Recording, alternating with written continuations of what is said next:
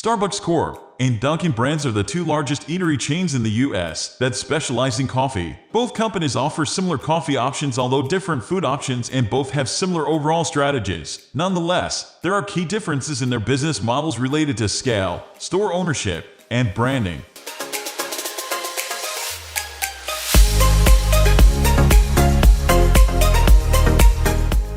Despite being founded 20 years after Dunkin' Donuts, Starbucks grew aggressively and is a substantially larger company. Starbucks generated over $23.5 billion in 2020, while Dunkin' Brands' 2019 annual revenues were $1.3 billion. Starbucks has a larger footprint, with over 30,000 locations worldwide, compared to Dunkin' Brands' 13,000 locations. Starbucks has expanded beyond the U.S. more extensively. Dunkin' Brands has a substantial international presence, though many of its international locations are Baskin-Robbins ice cream stores rather than Dunkin' Donuts stores. Dunkin' Donuts' international revenue contributes only a small part to total sales, while over 26% of Starbucks revenues are generated outside the U.S. Dunkin' has announced aggressive international and domestic expansion plans with the hope of challenging its main competitor's footprint.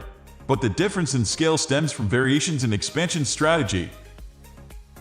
Bigger company in terms of market capitalization and the number of stores globally, Starbucks has also built a more premium brand, as stores that look more like a comfortable coffee house, has a more extensive menu, and greater product customization. Dunkin' stores resemble more traditional fast food eateries, and they offer more competitive pricing relative to Starbucks. Most of Dunkin' stores are franchises, where it has greater exposure to franchise and rental income.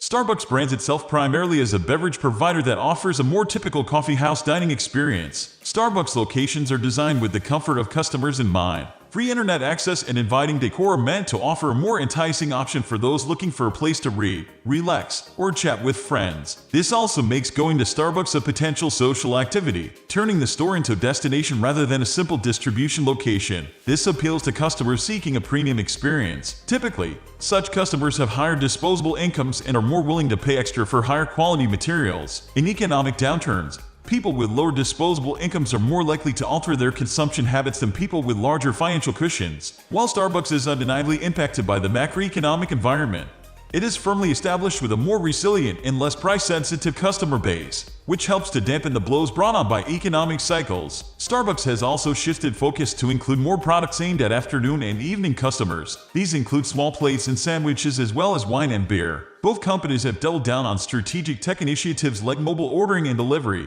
explaining Dunkin' Donuts partnering with Alphabet Inc. as navigation app Waze.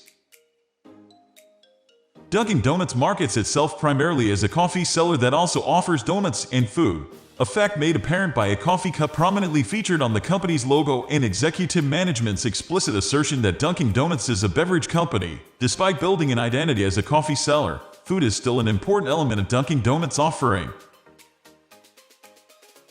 Nearly all of Dunkin' Brands' locations are franchises. Licensed Starbucks stores are disproportionately located outside the U.S. Company-operated stores have different operational and capital expense structures from franchise locations. Cost of goods sold and store operating expenses are a much larger percentage of sales for Starbucks than Dunkin'. Because COGS is so much more prominent in Starbucks' expense structure, its profits are more severely impacted by changes in coffee bean prices. Starbucks also has a higher capital expense burden than Dunkin' Donuts, which is not obligated to purchase kitchen equipment for franchise locations. Dunkin' Donuts' higher exposure franchises lead to a fundamentally different business than Starbucks' largely owner-operator model, which has major implications for revenue streams, cost structure, and capital spending.